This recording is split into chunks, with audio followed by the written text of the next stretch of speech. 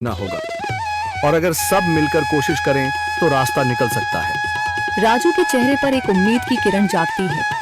हाँ बाबा जी, अगर सब मिलकर काम करें तो हम पानी ढूंढ सकते हैं। हमने पहले कभी ये कोशिश ही नहीं की। लेकिन इतनी कठिन जमीन में नया कुआं खोदना आसान नहीं। मुश्किल जरूर है, नामुमकिन नहीं। अगर हम मिलकर काम करें तो ये हो सकता है। राजू खड़ा हो जाता है, उसकी आंखों में एक नई रोशनी है। तो फिर हम कल से काम शुरू करेंगे। मैं गांव के सभी युवाओं को इकट्ठा करूंगा। हम मिलकर नया कुआं खोदेंगे। यह कहते हुए वह शामू के साथ गांव के दूसरे युवाओं को बुलाने के लिए निकल पड़ता है। कहीं दूर से गरज की हल्की सी आवाज आती है, जैसे आकाश ने उनकी उम्मीदों की गवाही दे दी हो।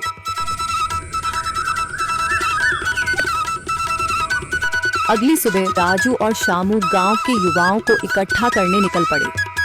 चौधरी महेश की हवेली के सामने एक भीड़ जमा है। बाबा जी, संदरी, गांव के कुछ बुजुर्ग और किसान सभी मौजूद हैं। हम हाथ पर हाथ रखकर नहीं बैठ सकते। अगर अल्लाह ने हमें हिम्मत दी है तो हमें खुद पानी के लिए मेहनत करनी होगी। हम एक नया कुआं खोदेंगे। लेकिन राजू, क्या हमें यकीन है कि वहाँ पानी मिलेगा? बेटा, पानी जमीन के अंदर होता है, बस सही जगह खोदने की जरूरत है। हमने अपने बुजुर्गों से सुना था कि पुरानी नहर के पास जमीन नरम थी, शायद वहीं पानी हो। बाबा जी सही कह रहे हैं। अगर तुम सब यह काम करने के लिए तैयार हो तो मैं अपने कुछ मजदूर भेज सकता हूँ। धन्यवाद चौधरी जी, लेकिन हम सब खुद भी मेहनत करेंगे। यह हमारे गांव के अस्तित्व की लड़ाई है। संदरी, जो अब तक चुप थी, आगे बढ़ती है। हम औरतें भी पीछे नहीं रहेंगी। हम पानी लाने की व्यवस्था करेंगी, खाना बनाएंगी, ताकि तुम सब आराम से काम कर सको। यही हिम्मत चाहिए थी संदर। पूरा गांव एक नई उम्मीद के साथ कुआं खोदने की तैयारी में जुट जाता है।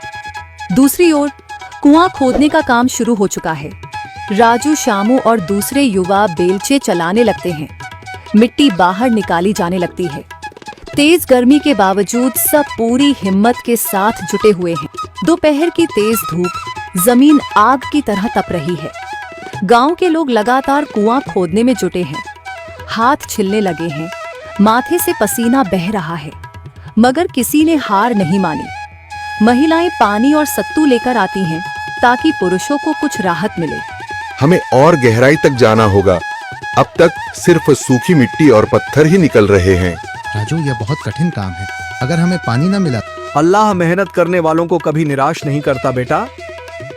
तुम सब अपनी कोशिश जारी रखो, पानी जरूर निकलेगा।